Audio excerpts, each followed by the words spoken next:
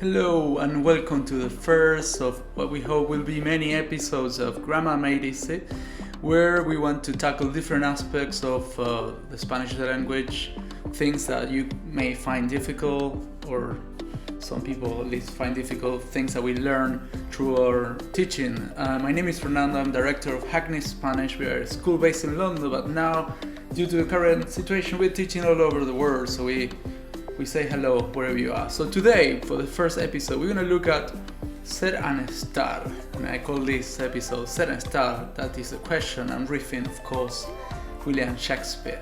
So ser and estar are particularly problematic in the Spanish language, especially when you come from the English and you find that it's not so straightforward. So what do you know about ser and estar?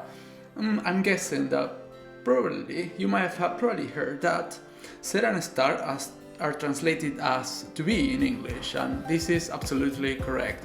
Both mean to be, but you may have also have heard that probably have heard that ser is permanent, yeah, and estar is temporary.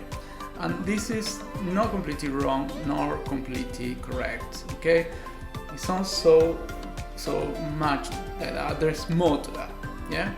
So how do we go about ser and estar in a way that we can make it easier to understand, easier to use, yeah? Well, take the following examples. We're gonna start working with these two examples. First of all, el piso es muy bonito, yeah? Piso is a flat, bonito means pretty, and es is third person singular present tense of to be, or ser. One of the ways we have saying to be, sorry, ser. Yeah? Take this other one. El piso está en la calle Corrientes. Eh? As we said, el piso is a flat, está here means is, and en la calle Corrientes is in Corrientes Street, Corrientes Road. So the first one means the flat is very pretty, yeah? The second one means the flat is in Corrientes Street. So you can see here the problem we have, yeah? Both translate as is in English.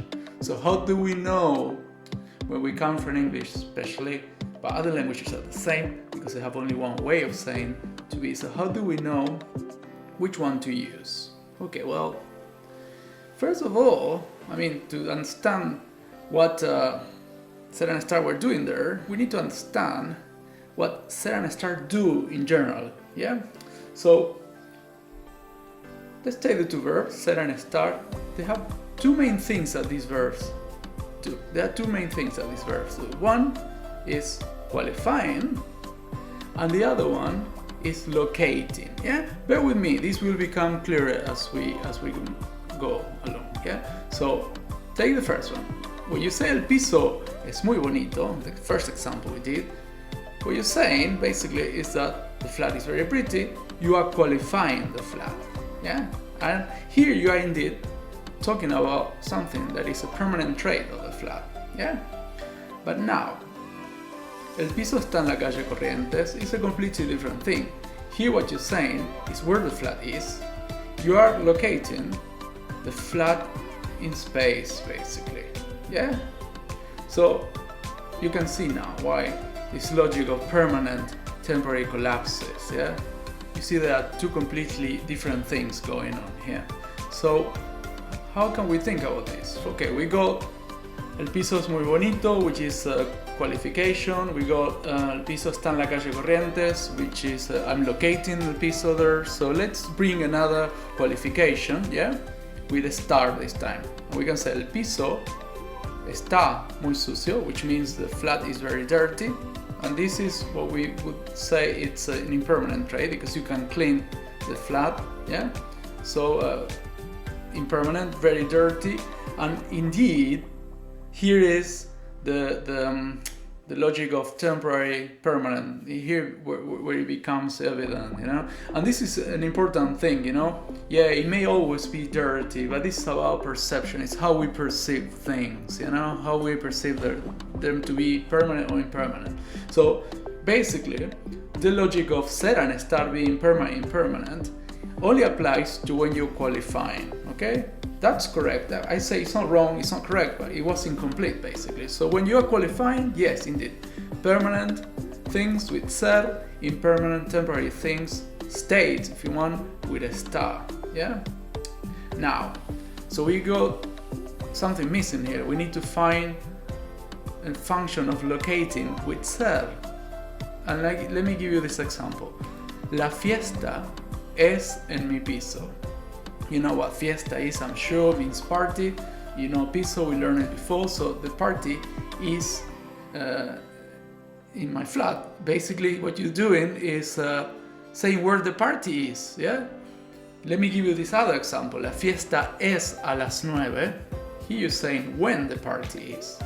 So what you're doing here, basically, is locating the party in time and space, okay?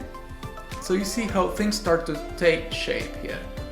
Location, qualification. El piso es muy bonito, you qualify in a permanent trait. El piso está muy sucio, sorry, it's a temporary state that can change, yeah? La fiesta es en mi piso, la fiesta es a las 9, saying I'm locating where and when the party will take place. And when I say el piso está en la calle Corrientes, I'm saying where the flat is, yeah? So basically the question is, how is then the party different from the flat? Well, let's say that the party takes place in time and space. It is an event, whereas the flat is something that exists in space. It is a thing, yeah? So to round up, basically, we repeated this. El piso es muy bonito, el piso está muy sucio. When you're qualifying, that's the logic of permanent, impermanent going on. The other thing, you are locating, for example, la fiesta in time and an event, like we say, you know, in time and space. And in the other one, what you're doing, in el piso está en la calle Corrientes, you are locating a thing in space. Now, again, I repeat, this is very important. This is about perception. Yeah, if a scientist or a Buddhist came here, we say, yes, the flat exists in time as well. Everything exists in time. And I do agree, everything exists in time, but there is a temporal element to an event, to la fiesta, that you can really see the beginning and the end. Yeah, it's about perception. So let's round up even more. I want to give you something to take away that you can make it easy, that you can screenshot, put on your phone when you're doing your homework or whatever it is you're studying Spanish for. Let's think about ser and estar again, qualifying, locating, yeah? With ser, we qualify permanent traits. With estar, we qualify temporary traits or states. With ser, we locate events in time and space. And with estar, we locate things in space. Once more, the logic of permanent, impermanent is only on the left when you're qualifying. When you're using the locating function, you're doing something completely different, okay? It's completely different. So I hope that makes it clearer for you. This is something that gets more complicated when you start to add tenses, when you are like using different modes also. So it's something that if you are learning Spanish, you will have to keep coming back to it.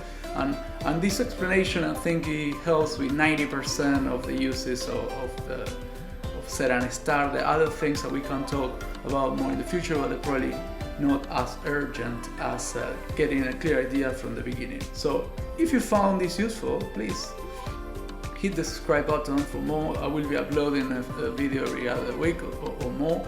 And also, if you want to read about ser and estar, check the link I will put in the description to our blog, where we discuss the same. And hopefully see you soon. Take care.